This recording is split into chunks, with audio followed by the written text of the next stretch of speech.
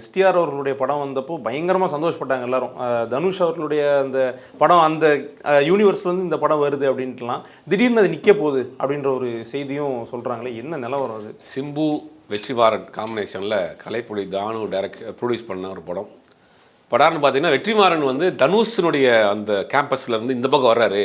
அதுவே ஒரு பெரிய ஷாக்கிங்காக இருந்துச்சு. இந்த படம் ஆரம்பிக்கப்பட்டதே பெரிய சுவாரஸ்யம், நிறைய கதைகள்லாம் இருக்குது. முதல்ல வாடிவாசல் ஒரு படம் ஆரம்பிக்கிறது, அதுலேருந்து சொன்னால் தான் இந்த கதை இங்கே வந்து முடிகிறது சரியாக தெரியும். வாடிவாசல்னு கிட்டத்தட்ட 2022 ஒரு படம் ஆரம்பிக்கிறாங்க. அந்த படம் என்னென்னா அப்படி தள்ளி தள்ளி தள்ளி சூர்யா, வெற்றிமாறன், கலைப்புலி தானு பண்ணுறதாக ஒரு படம்.